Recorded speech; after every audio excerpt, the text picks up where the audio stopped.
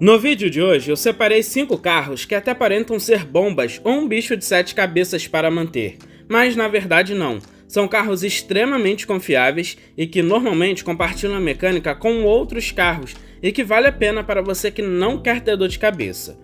Meu nome é Luciano e eu apresento o canal Carros.com. Mas antes de começar o vídeo, vou pedir para quem não é inscrito se inscrever e deixar o like. Se puder, também compartilhe o vídeo. Dessa forma, você vai me ajudar a chegar mais rápido nos 70 mil inscritos. Então, bora para o vídeo.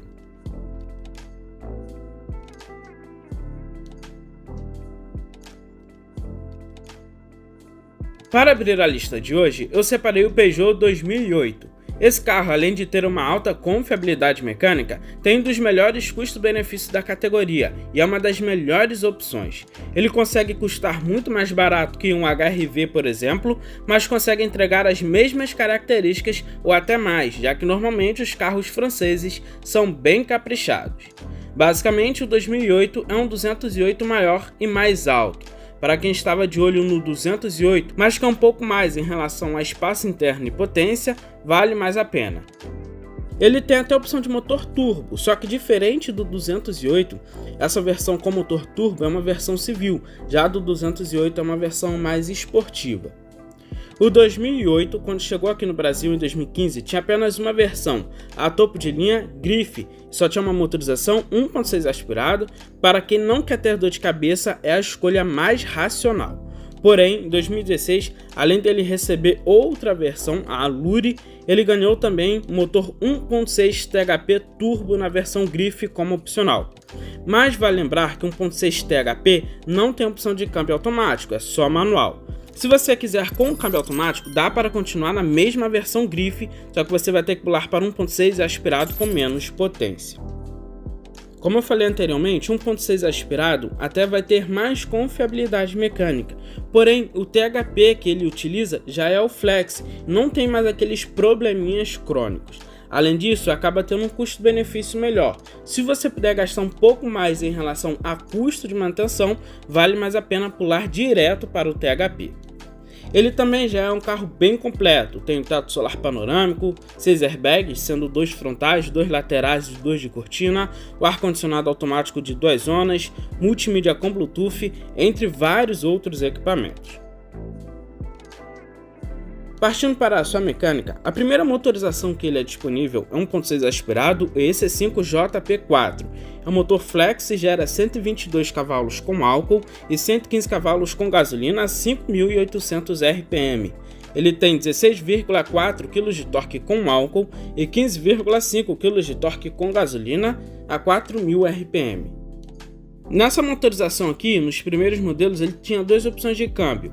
Manual de 5 marchas, que é confiável demais, e também tem um automático AT8 de 4 marchas, que é basicamente um AL4 atualizado. Realmente esse câmbio aqui até não tem diversos problemas apresentados no primeiro AL4, porém é uma versão que eu não indico muito. Eu indico ir direto nesses primeiros modelos aqui com o câmbio manual. E falando nisso, a segunda motorização que ele é disponível e é a que eu mais indico é o THP 1.6 Turbo, que passa a ter 173 cavalos com álcool e 165 cavalos com gasolina a 6.000 RPM. Ele tem 24,5 kg de torque com ambos combustíveis a 1.750 RPM. O seu câmbio é um manual de 6 marchas e é um carrinho muito legal para usar no dia a dia, tem uma potência muito boa. Ele faz de 0 a 100 km por hora em 8,1 segundos e atinge uma velocidade máxima de 209 km por hora. O consumo não é o melhor da categoria, mas considerando sua potência, não deixa a desejar. Na cidade, com álcool, 2008 faz uma média de 7,1 km por litro, já com gasolina, 8,5 km por litro. Esse consumo na estrada passa para 8,5 km por litro com álcool e 12,4 km por litro com gasolina. O 2008 tem um item bem diferente na categoria, que é o freio a disco nas 4 rodas, vale a pena comentar sobre isso. No geral, esse carro é muito legal, mas infelizmente muitas pessoas esquecem dessa bela opção. Um Peugeot 2008 1.6 2016, seja o aspirado ou turbo, tem preço médio entre 50 e 60 mil reais.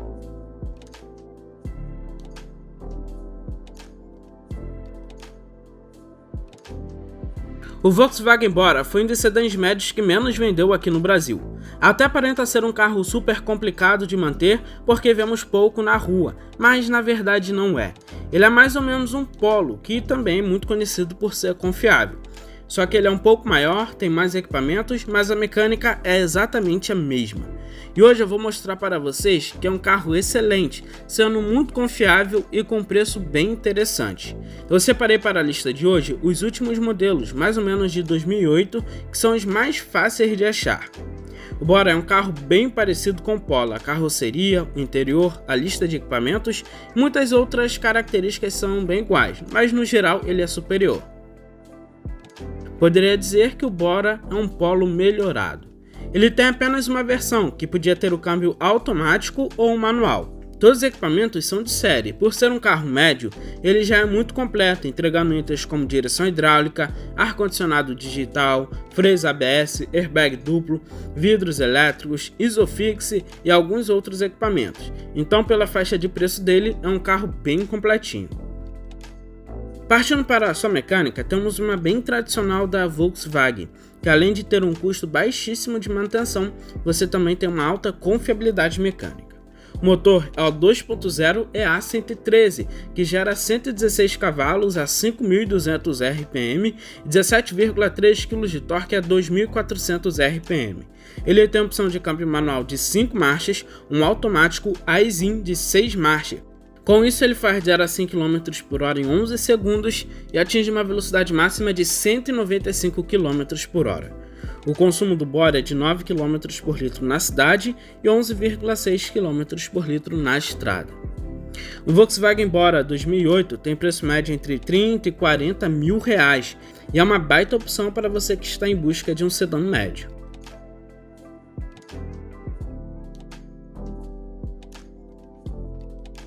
Para quem está pensando em comprar um sedã de luxo entre 30 e 45 mil reais, o Kia Magentis pode ser uma excelente opção. Apesar de ser um carro pouquíssimo lembrado, é uma escolha interessante para quem quer um carro mais legal, mas sem poder gastar muito. Até aparenta ser um bicho de 7 cabeças, mas na verdade não é. É lógico que ele tem alguns probleminhas crônicos, assim como todo carro, mas não é nada tão grave. E assim como a maioria dos Kia, ele tem uma alta confiabilidade mecânica. Quando ele foi lançado em 2006, ele concorria diretamente com Fusion, Accord e Camry. Embora tivesse uma motorização menor que dos concorrentes, ele chegou muito bem refinado e equipado para a época. Mas talvez até por falta de marketing da própria Kia, foi um carro que não vendeu muito bem. E hoje em dia, no mercado de usados, por ser um carro que tem uma baixa procura, ele tem um preço muito bom. Ele só tem uma versão, a EX, que entrega tudo de série. Apesar de ser um sedã grande, ele tem uma lista de equipamentos parecida com o Corolla ou Civic na versão topo de linha, o que também não é nada ruim. Você vai ter equipamentos como vidros, travas e retrovisores elétricos, os bancos em couro, ar-condicionado digital e automático, volante multifuncional, sensores de ré, direção hidráulica progressiva, freio disco nas 4 rodas com ABS e EBD, e alguns outros equipamentos. É um carro bem completinho. Não é o carro mais completo da categoria, mas até mesmo pela faixa de preço dele no seu lançamento, é aceitável. Ele se destaca muito também no espaço interno, já que leva tranquilamente 5 adultos com muito conforto. Apenas o porta-malas, que poderia ser um pouco maior, tem 420 litros. Partindo para a sua mecânica, temos o motor 2.0 Theta, muito conhecido na linha Kia e Hyundai, até nos dias de hoje. Aqui ele ainda é monocombustível e gera 164 cavalos a 6.200 RPM e 20,1 kg de torque a 4.600 RPM. Ele só é disponível com câmbio automático de 4 marchas, para a época é até aceitável. Ele faz de 0 a 100 km por hora em 11,3 segundos e atinge uma velocidade máxima de 195 km por hora. O consumo dele até que não é ruim, considerando o porte. Na cidade ele faz uma média de 8,4 km por litro, na estrada 11 km por litro. Um Kia Magentis 2009 tem preço médio entre 30 e 45 mil reais. Infelizmente, a última geração do Citroën C4 Picasso ficou de certa forma queimada aqui no Brasil. Isso porque a primeira geração não teve uma boa confiabilidade, principalmente depois de alguns anos no mercado de usados. Só que com o passar do tempo, os carros franceses aqui no Brasil começaram a ter uma confiabilidade bem alta, e não é diferente aqui no C4. É um carro que tem um custo-benefício acima da média entre os crossovers 7 lugares. Essa geração, por ser mais nova, recebeu uma mecânica totalmente diferente e confiável, a mesma que vemos no 3008, por exemplo. O C4 usa a plataforma EMP2, que é exatamente a mesma do 3008 e 5008, por isso são carros bem parecidos em várias características. Só que por aqui temos um carro muito mais voltado para a família, tanto que ele tem um porte mais de minivan. Mas mesmo assim, ele tem um design interno e externo muito bonito, inovador e futurista. Normalmente a gente tem a ideia de que minivans tem que ser um carro mais conservador. Mas no C4 não, você consegue ter um carro familiar, mas com uma pegada mais de crossover também. Ele tem 7 lugares e é um interior muito amplo. Além de seus equipamentos, que são muitos, tem até massageador nos bancos, é um carro premium mesmo. Ele tem duas versões, a Seduction e a Intensive. Ambas as versões são bem completas, porém existem vários opcionais. Partindo para a sua mecânica, o motor 1.6 THP Turbo é de série. Aqui ele ainda não é flex, mas tem injeção direta e gera 165 cavalos a 6.000 RPM, 24,5 kg de torque a 1.400 RPM. O seu câmbio é um Aisin TF71 SC de 6 marchas. Ele tem até um desempenho ok para a proposta dele. Ele faz de 0 a 100 km por hora em 8,4 segundos e atinge uma velocidade máxima de 210 km por hora. O seu consumo é ok para o carro que é. Na cidade ele faz uma média entre 8 e 9 km por litro e na estrada 12,2 km por litro. Essa mecânica já é bem confiável e tem bastante peças. O problema que eu vejo futuramente são peças de acabamento nesse carro aqui, que pode ficar mais difícil de achar. Um Citroën C4 Picasso 2016 tem preço médio entre 80 e 90 mil reais.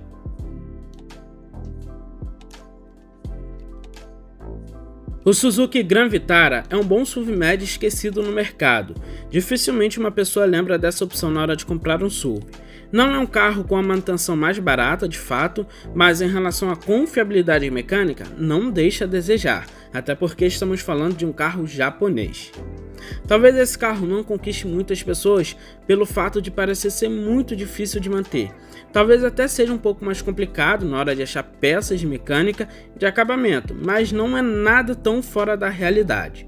Fora que é um carro japonês muito confiável e refinado mecanicamente. Normalmente é um carro que não tem graves problemas mecânicos e por isso é uma opção que pode ser considerada na faixa de preço. O Gran Vitara tem duas versões de motorização, a 2.0 e 3.0 V6, porém eu não encontrei muitas unidades do V6 porque ficou em linha entre 2009 e 2010, por isso nessa lista de hoje eu separei o motor 2.0.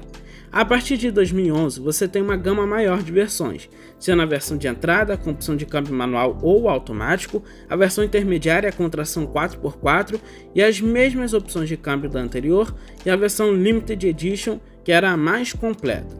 Mas a versão de entrada já tem uma boa lista de equipamentos, tem um ABS, o ABD, o ar-condicionado automático, volante multifuncional, rodas de liga leve aro 17, MP3, computador de bordo com 9 funções, direção hidráulica, entre outros. Como opcional, tinha os bancos em couro.